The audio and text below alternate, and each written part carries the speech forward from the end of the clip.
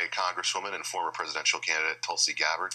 So, Tulsi, tell me, do you think that parents need to be concerned about heading to get well? Every American should be concerned about what's happening right now, Ben. This is something that's bigger than Democrats versus Republicans. What we're seeing here is about the powerful elite in this country using their power to try to silence and control us.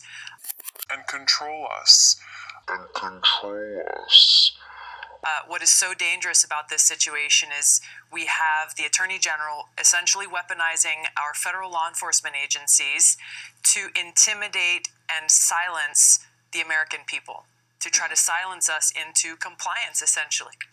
And the reality is that, as you know very well, whether we disagree or agree with each other, whether our speech is quiet or obnoxious, our speech is protected by the First Amendment. It's something that I, as a soldier and as a member of Congress, took an oath to support and defend, the Constitution. And I may hate the speech that you say, I may completely disagree with it, but I will lay down my life to protect your right to say it.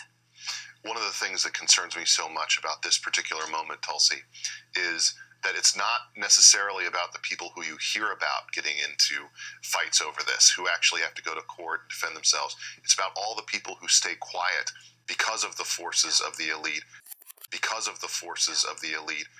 of big tech, because of big government being potentially used against them. They essentially are quelled into silence because they don't want to be at the end of that spear. And that's why it's so important for us to stand up, to speak out, to fight back, to take a stand for our freedoms. The kind of action that we're seeing from Attorney General Garland, it makes our country look more and more like we're moving to a police state rather than being the land of the free. And so now is not the time to allow them to intimidate us into silence. Now is the time that we, the American people, really must take this stand for each other, for our civil liberties, for our freedoms, because unfortunately those who are in power, those who are supposed to be leading our country, rather than upholding our civil liberties and freedoms, these kinds of actions are violating and infringing upon them. I know that you in Congress were one of the major voices pushing back against the assumption that we should just take for granted that our nation's intelligence, security, and law enforcement communities, that they just were, places that we should trust automatically.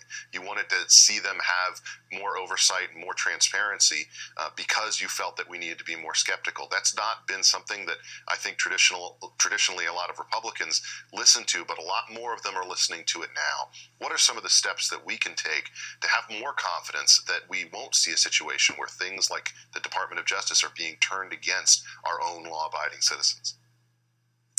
Well, when you hear so easily in this specific example, the counterterrorism division of our government, the national security branch being invoked to target everyday Americans, to target these parents who, because they care so much for their children, are going and speaking out at these Board of Education meetings. When you see this happening, it should be a red flag being waved to every single person about the danger of these provisions that were passed in the Patriot Act after 9/11 to specifically go after Al-Qaeda, the jihadist terrorists who attacked us on that day, now being redirected towards our neighbors, our friends, those in our community, our fellow Americans. And so we can only put a stop to this by continuing to shine a light on it, by holding lawmakers accountable so that these policy changes are made, so that these provisions in the Patriot Act are revoked. This is what I was working on in Congress, and we're seeing now exactly why it's so important. Congresswoman, thank you so much for taking the time to join me tonight. Thank you, Ben.